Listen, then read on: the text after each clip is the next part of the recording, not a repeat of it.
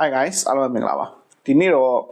့ကျွန်တော်တို့ကနေထွက်ခွာဖို့လည်းရှိနေတယ်ကျွန်တော်တို့လည်းချစ်တယ်ကျွန်တော်တို့ရဲ့အချစ်တော်ကစားမ2ယောက်ဖြစ်တဲ့ Martinelli နဲ့ Jesus အကြောင်းပြောမယ်ဗျာ Jesus ကိုတော့တိတ်မချစ်ပါဘူးဒါပေမဲ့ Martinelli ကိုတော့ကျွန်တော်ရဲ့စိတ်ထဲမှာနှစ်ကကိုတမိုးထားတယ်သဘောကျတယ်ကိုကောင်လေးဗျာเนาะ Golden Boy Star Boy ဆိုပြီးလို့စိတ်ထဲမှာအမြဲထည့်ထားတဲ့ player ဖြစ်တယ်ပေါ့နော်အဲ့တော့ Martinelli ရဲ့ Jesus transfer တွေနဲ့ပတ်သက်ပြီးကျွန်တော်ရဲ့ feeling ကိုကျွန်တော်လည်းပြောမယ်ပေါ့ဗျာအသေးအရင်ဒီဘက်နှစ်တွေမှာထွက်သွားတဲ့ player ရှိဥပမာ Trossard တို့เนาะအများကြီးပါเนาะအဲ့တော့ဒါမဲ့ကျွန်တော်အဲ့လောက်ထိစိတ်မကောင်းဖြစ်တာတွေပါအဲ့လိုမျိုးတော့တိတ်မရှိဘူးဗျာဒါပေမဲ့ Martinelli ထွက်မယ်ဆိုတော့ Martinelli နဲ့ပတ်သက်ပြီးတော့ Martinelli အခုလိုမထွက်ချင်ဖြစ်နေရတဲ့အကြောင်းရင်းတွေကိုကျွန်တော်နည်းနည်းလေးဆွေးနွေးချင်တယ်ပေါ့နော်အဲ့ဒါကဘာလဲဆိုတော့ကျွန်တော်တို့က shoot out နှစ်ခုကနေမြင်ဖို့လိုတယ်ဗျာเนาะအဲ့တော့ Martinelli ကျွန်တော်တို့ဒီ Arsenal ပရိသတ်တွေ Arsenal ကိုကျွန်တော်အရင်ချစ်တယ်ကျွန်တော် Arsenal ကိုအရင်သဘောကျတယ်ဒါပေမဲ့ Martinelli တို့Jesus တို့သူတို့ဒီ Arsenal ပရိသတ်ဖြစ်ချင်မှာဖြစ်မှာသူတို့ဒီ professional တွေကျွန်တော်လုပ်နေတဲ့အလုပ်တစ်ခုနဲ့ပဲကျွန်တော်ရှင်ပြီးတော့စဉ်းစားကြည့်အောင်အခု Martinelli အသင်းကနေမထွက်ချင်ဘူးလို့เนาะ Jesus တို့ဘာလို့မထွက် Jesus ကတော့ထွက်တဲ့နေပေါ့เนาะ Jesus အကြောင်းအသီးသန့်ပြီးမှပြော Martinelli အကြောင်းရင်ပြောလိုက် Martinelli အသင်းကနေမထွက်ချင်ဘူးလို့ဘာလို့နဲ့ပတ်သက်လာရင်ကျွန်တော်နားလေတယ်ဗျာတချို့ကြတော့ကစားမအောင်အရင်ဖိပြောကြဖိပြီးတော့ဆဲတယ်ဗျာမင်းသိရမလားအသင်းမမလို့ရှိရအလိုမရှိတော့ထွက်သွားလိုက်သွားတော့ဗျာအဲ့လိုမျိုးအရင်ပြောဒါပေမဲ့ကျွန်တော်တို့နေ shoot out နှစ်ခုကနေကြည့်ရမှာဗျာ professional shoot out ကနေကျွန်တော်ကြည့်ရမယ် Martinelli ဒီကျွန်တော်တို့ Arsenal ပရိသတ်ဖြစ်ချင်မှာဖြစ်မယ်သူဒီ Arsenal company မှာအလုပ်လုပ်နေတဲ့ဝန်ထမ်းတစ်ယောက်ဖြစ်တယ်ဗျာအဲ့တော့ပြီးတော့ Arsenal ဆိုတာဥရောပရဲ့ထိပ်တန်း company တစ်ခုပေါ့ဗျာเนาะအဲ့မှာလုပ်နေတဲ့ဝန်ထမ်းတစ်ယောက်ဒီသူ့မှာစာချုပ်တစ်နှစ်ပဲကျန်တော့တာမှန်တယ်ဒါပေမဲ့သူတစ်နှစ်ဆက်နေ +1 နောက်တစ်နှစ်ထပ်တိုးခွင့်ဆိုတဲ့အခွင့်အရေးလည်းသူ့မှာရှိသေးတယ်ပြီးတော့ဗျာသူတို့ရနေရလာတာတွေဒီကျွန်တော်တို့သိရမလားပေါင်3-5တောင်းမဟုတ်ဗျာပေါင်သိန်းနဲ့ချီရတယ် Martinelli ဆို2သိန်းရတယ်ဗျာအဲ့တော့သူ့ကို Arsenal ကနေနှစ်ထွက်ခိုင်းမယ်ဆိုရင်သူပြောင်းချင်တဲ့ club အသင်းဒီမှန်တယ်ပွဲကစားခွင့်နေပါရတော့ Arsenal မှာနေရင်သူရတော့မှာမဟုတ်ဘူး Mikel Arteta တို့ဘာလို့တည်လဲ Martinelli နဲ့ပတ်သက်ပြီးတော့เนาะသူအတိပေးထားလိုက်ပြီလို့ပြောတယ်အလိုမရှိတော့ဘူးဆိုတဲ့ပုံစံမျိုးနဲ့ပြောတာမှန်ပေမဲ့သူဒီArsenal နဲ့ထွက်မယ်ဆိုရင်သူပြောင်းမဲ့အသင်းသူပြောင်းမဲ့ company တခုပေါ့ဗျာသူအဲ့လာစာရမှာပြောင်းမှာပေါ့သိလားကျွန်တော်ပြောချင်တဲ့အတိတ်ပဲအဲ့တော့သူ့ကိုအခုအတင်းဟိုဗျာဟိုကျွန်တော်သူဘယ်လိုပြောမလဲပရိသတ်တွေကဟိုအတင်းဟိုဗျာသိမလာ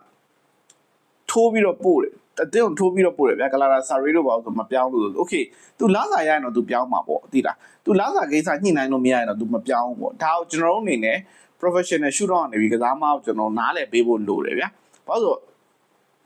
့သူသွားကစားမဲ့လိဒီလိတ်ဒီသူရောပါထိတ်တန်းလိလည်းမဟုတ်ဘူး Arsenal ရဲ့ level နိုင်တဲ့အတင်းကိုသူသွားကစားရမယ်ပြီးတော့လာစားလည်း short ယူအောင်မယ်ဆိုသူဘယ်ပြောင်းချင်မလဲသူတက်ရွယ်နေသိရမလားအဲအကြောင်းသူ့ဘက်ကလည်းသူ့မှာရှိရဲ့ right အတင်းက Arsenal အတင်းဒီတရဝင်သူ့ချုပ်ဆိုထားတဲ့စာချုပ်သက်တမ်းမပြည့်မီသူ့အနေနဲ့ကြို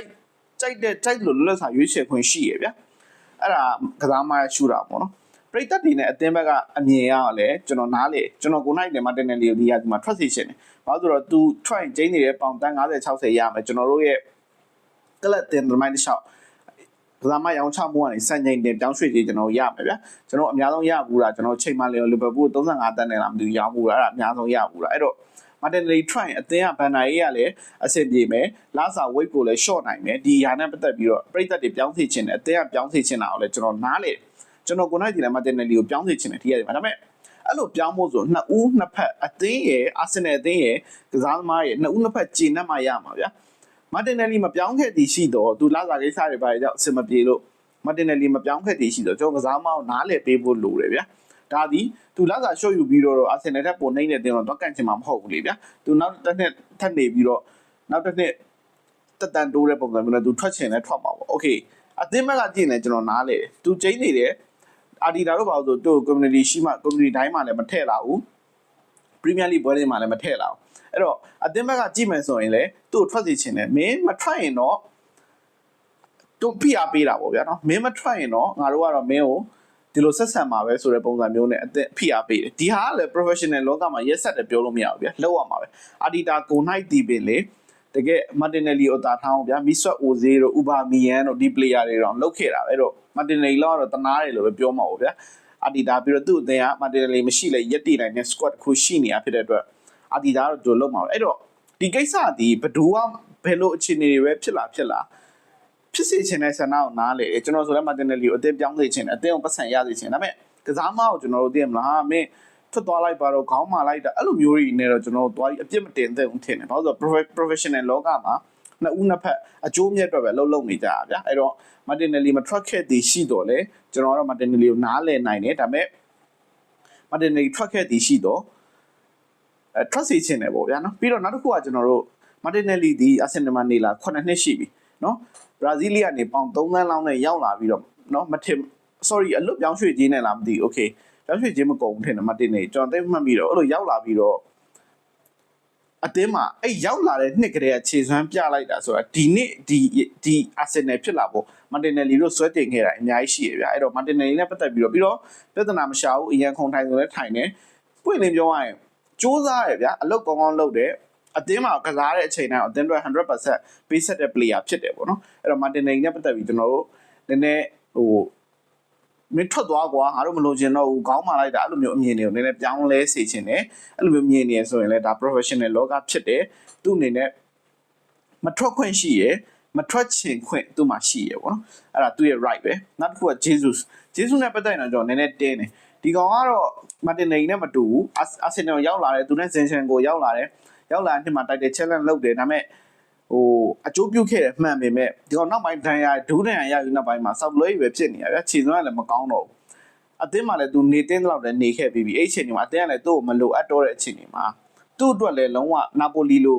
option မျိုးကတကယ်ကိုပြောင်းတဲ့ option ဗျာအဲ့ဒါမျိုးဒီကောင်အဲ့လာစာမလျှော့ယူခြင်းနဲ့ကိစ္စတွေနဲ့ပတ်သက်ပြီးတော့ Jesus ကတော့နည်းနည်းလူဘာဝရလို့ကျွန်တော်ခံစားရတယ် Jesus နဲ့ပတ်သက်ပြီးတော့